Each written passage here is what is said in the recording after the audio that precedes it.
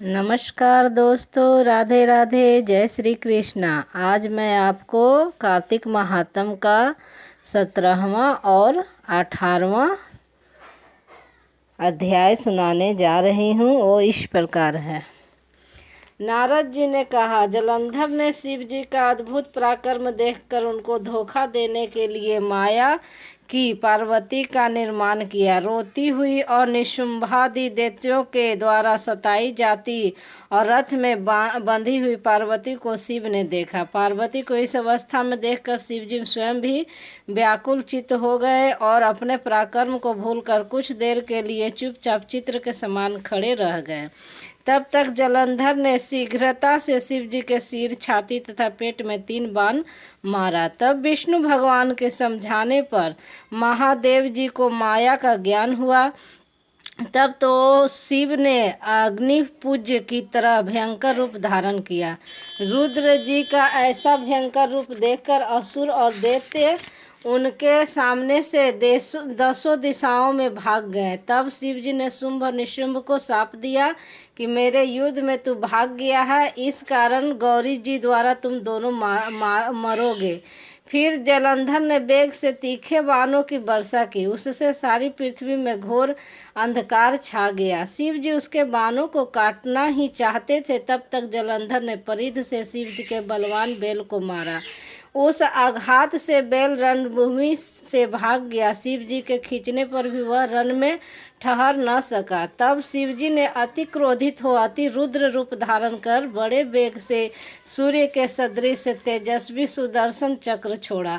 आकाश मंडल और पृथ्वी तल को भस्म करते हुए सुदर्शन चक्र ने पृथ्वी में आकर जलंधर के विशाल नेत्र वाले सिर को काया से अलग कर दिया। तब उसका शरीर शब्द करता हुआ रथ से भूमि पर गिर गया और जलंधर का तेज शिव जी में विलीन हो गया। वृंदा के शरीर से निकला हुआ तेज पार्वती के शरीर में लीन हो गया। यह दृश्य देख ब्रह्मादि देवता आनंदित हो गए। सिर से शिव जी को प्रणाम कर विष्णु भगवान के कार्य की सराहना करते हुए देवताओं ने कहा, हे महादेव, आपने हम लोगों की शत्रुओं के भय से रक्षा की है।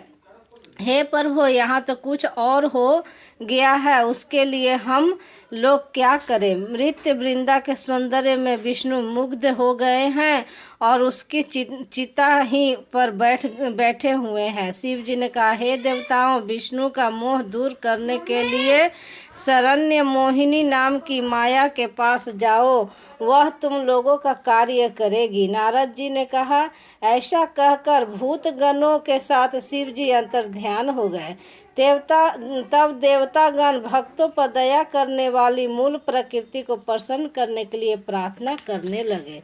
देवता कहने लगे, जिससे सत्व, रज और तमोगुण उत्पन्न हुआ है, संसार की उत्पत्ति, पालन तथा नाश का जो आदि कारक है और जिसकी इच्छा से संसार का कल्याण और अकल्याण होता है, ऐसी मूल प्रकृति को हम सब प्रणाम करते हैं, जो 23 भेदों से प्रसिद्ध कही गई है और निखिल संसार में यश नाम से विद्यमान है और जिसके रूप तथा कर्मों को ब्रह्मा महेश भी नहीं जान सकते, ऐसी मूल प्रकृति को हम सब प्रणाम करते हैं।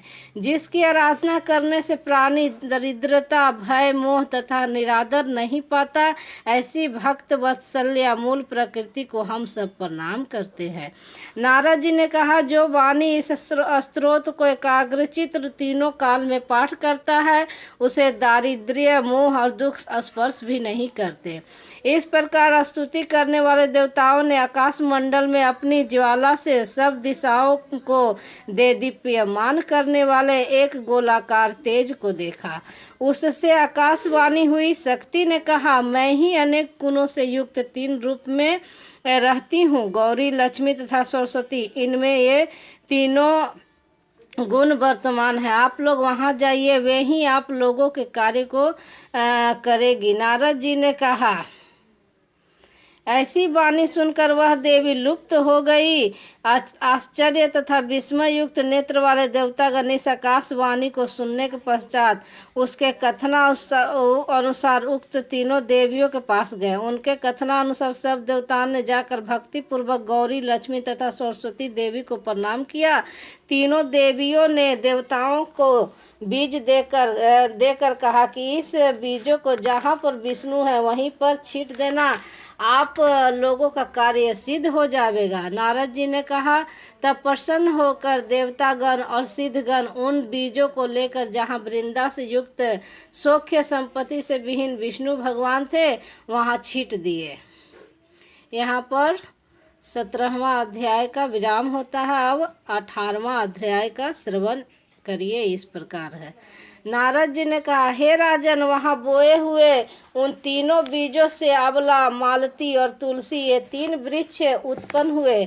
सरस्वती के दत्त बीज से रजोगुण वाला आंवला, लक्ष्मी द्वारा प्रदत्त बीज से सतोगुण वाली मालती और गौरी के बीज से तमोगुण वाली तुलसी उत्पन्न हुई। स्त्री रूप धारण किए हुए 3 वृक्षों को देखकर वृंदा के रूप में मोहित विष्णु भ्रम से उठ खड़े हुए। कुछ कामासक्त चित्त से विष्णु भगवान ने प्रेम से उनकी ओर देखा और तुलसी तथा धात्री ने भी अनुराग पूर्वक विष्णु भगवान को देखा। और जो बीज पूर्व ही में लक्ष्मी द्वारा ईर्ष्या से दिया गया था, इसी कारण उसमें ईर्ष्या करने वाली स्त्री मालती उत्पन्न हुई। लक्ष्मी के बीज से जयमाल, विष्णु से ईर्ष्या के कारण मालती बर्बरी इस नाम से प्रसिद्ध हुई। धात्री तथा तुलसी विष्णु में अनुराग रखने से उनके प्रीति का कारण हुई। विष्णु भगवान उस दुख को भूलकर धात्री तथा तुलसी के साथ प्रसन्न होकर सब देवताओं से नमस्कृत होते हुए अपने वैकुंठ धाम चले गए। इसी कारण कार्तिक के उद्यापन में तुलसी की जड़ में विष्णु की पूजा की जाती है। तुलसी का मूल प्रदेश विष्णु को प्रसन्न करने वाला है। हे राजन, तुलसी का जंगल जिसके घर में वर्तमान है वह घर तीर्थ स्थल है और उस घर में यम के दूत कभी नहीं आते हैं। सब पापों को नाश करने वाला, अभीष्ट फल को देने वाला जो प्राणी तुलसी का वन लगाते हैं वे यमराज को नहीं देखते हैं। भगवती नर्मदा का दर्शन, गंगा स्थान तथा तुलसी के वन का संसर्ग ये तीनों बराबर पुण्यप्रद है। तुलसी वृक्ष के लगाने से, जल सींचने से, दर्शन से और तुलसी को छूने से कायिक, वाचिक, मानसिक आदि संपूर्ण पाप नष्ट हो जाते हैं। जो प्राणी तुलसी के दल से विष्णु भगवान और शिव जी का पूजन करते हैं वे गर्भ में पुनः नहीं जाते, निस्संदेह जीवन मुक्त हो जाते हैं।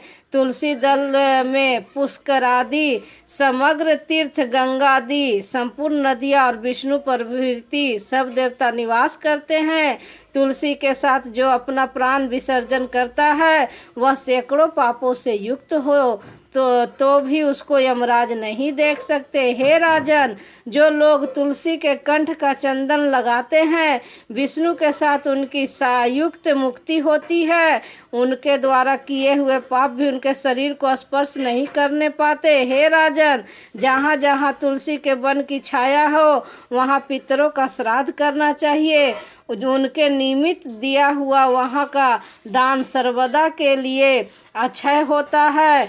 हे राजन, आंवला के वृक्षों के छाया में जो प्राणी पिंड दान करते हैं उनके पितर यदि नरक की यातना को भी भोगते हो तो भी मुक्त हो जाते हैं। सिर, हाथ, मुख और देह में जो आंवला के फल को धारण करते हैं उनको विष्णु स्वरूप जानना चाहिए। आंवला के फल, तुलसी की माला और द्वार की मिट्टी जिसके शरीर पर हमेशा लगी रहती है वह जीवन मुक्त है। आंवला और तुलसी दलों को जल में मिलाकर जो प्राणी स्नान करते हैं उनको गंगा स्नान का फल होता है। जो मनुष्य आंवले के पत्ते और फलों से देवता का पूजन करते हैं उनको स्वर्ण, मणि और मोतियों के समूह द्वारा पूजन का फल प्राप्त होता है। कार्तिक मास में सब तीर्थ, ऋषि, देवता और सब यज्ञ जब सूर्य तुला राशि में रहे तब आंवले के वृक्ष में वास करते हैं।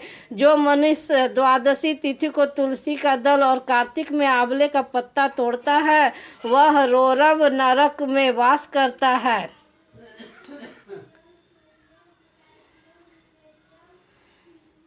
जो कार्तिक में आंवले की छाया में बैठकर भोजन करता है उसके 1 वर्ष के अन्न संसर्ग के उत्पन्न दोष नष्ट हो जाते हैं। कार्तिक में आंवले की जड़ में जो विष्णु का पूजन करता है उसको विष्णु क्षेत्रों के पूजन का फल होता है।